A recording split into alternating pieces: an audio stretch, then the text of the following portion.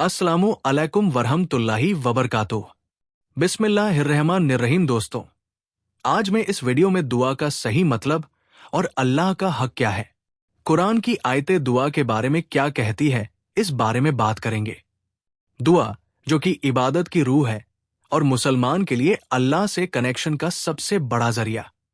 लेकिन क्या हम जानते हैं कि अल्लाह के सिवा किसी और से दुआ मांगना इस्लाम में कितना बड़ा गुनाह है? आज हम कुरान और हदीस के हवाले से इस बात को समझेंगे। इस वीडियो को अंत तक जरूर देखें, क्योंकि ये आपका नजरिया बदल सकता है।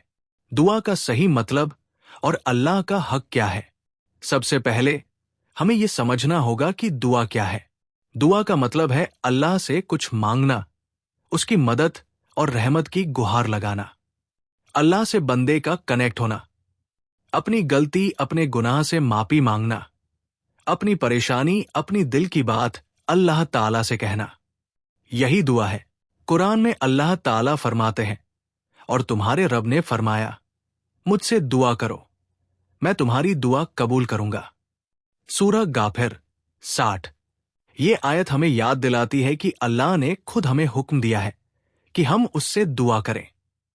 इसका मतलब है कि अल्लाह हमारी हर दुआ सुनता है और वही उसे कबूल करने वाला है। दुआ सिर्फ अल्लाह का हक है, क्योंकि वो हर चीज पर कुदरत रखता है।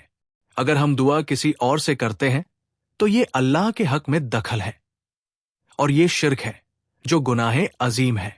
कुरान में अल्लाह बार बार फरमाते हैं कि हमें उसके अलावा किसी और को न पुकारो।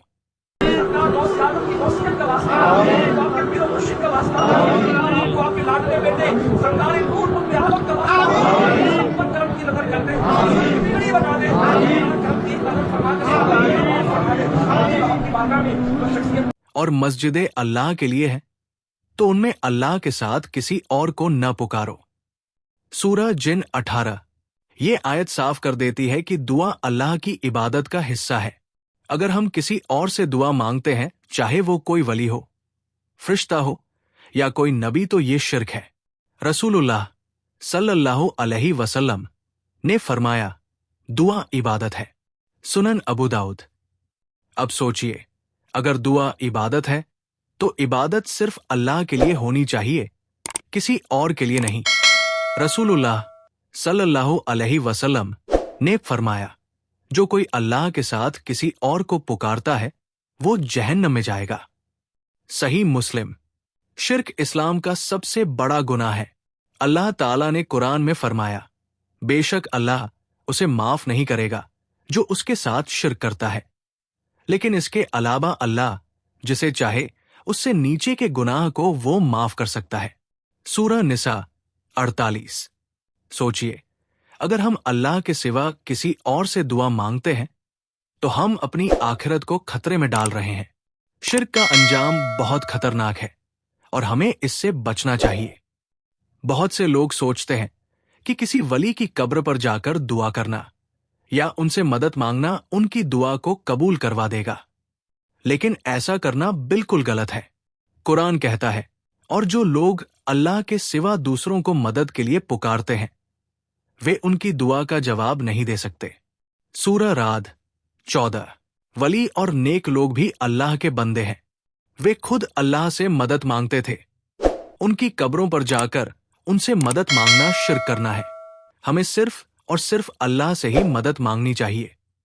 अल्लाह हर चीज पर कुदरत रखता है।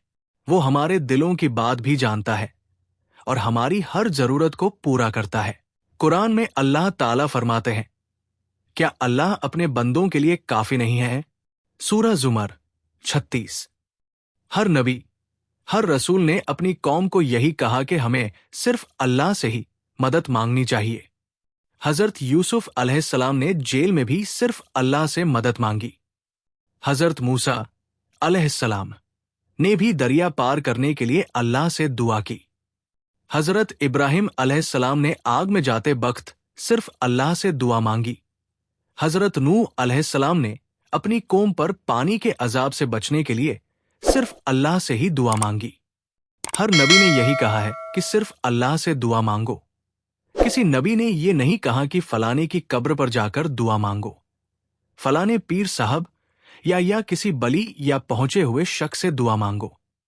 ہمارے آقا نبی رسول اللہ صلی اللہ علیہ وسلم نے کبھی یہ نہیں کہا کہ غیر اللہ سے دعا مانگو، کہ صحابہ اکرام نے کبھی کسی بلی یا پیر صاحب کی قبر پر جا کر دعا نہیں مانگی۔ کیا ہم لوگ ان سے بڑے ہو گئے؟ کیا ہم لوگ قرآن سے بڑے ہو گئے؟ کیا ہم لوگ اللہ سے بڑے ہو گئے؟ جو لوگ ایسا کرتے ہیں، کیا وہ یہ بتا سکتے ہیں کہ یہ طریقہ آپ لوگوں کو کہاں سے ملا؟ کہاں سے ملا کہ ہم مزار پر جا کر نیاز فاتحہ کرے؟ کہاں سے ملا کہ ہم مزار پر جا کر سجدے کرتے ہیں، جبکہ سجدہ صرف اللہ تعالیٰ کو ہی کیا جا سکتا ہے؟ تو میرے دوستو، دعا صرف اور صرف اللہ تعالیٰ سے ہی مانگنی چاہیے، کیونکہ اس کے سوا کوئی دعا کو قبول کرنے والا نہیں، اس کے سوا کوئی ہمارا مددگار نہیں۔ جب ہم دعا مانگتے ہیں تو ہمارے اور اس خالق کے کائنات کے بیچ کوئی پردہ نہیں ہوتا، جس پر بردگار نے وعدہ کیا، مجھ سے مانگو میں عطا کروں گا۔ تو میرے دوستو، کیوں نہ ہم اسی سے مانگے؟ اب سوال یہ ہے کہ دعا کا صحیح طریقہ کیا ہے؟ اپنی دعا کی شروعات اللہ کی تعریف اور شکر سے کریں۔ رسول اللہ صلی اللہ علیہ وسلم پر درود بھیجیں، اپنی ضرورت پیش کریں، اللہ کے سامنے کھل کر اپنی بات رکھیں، یقین رکھیں، دل میں پورا یقین ہو کہ اللہ آپ کی دعا ضرور سنے گا۔ گناہوں کی معافی مانگیں، اللہ سے اپنے گناہوں کی توبہ کریں۔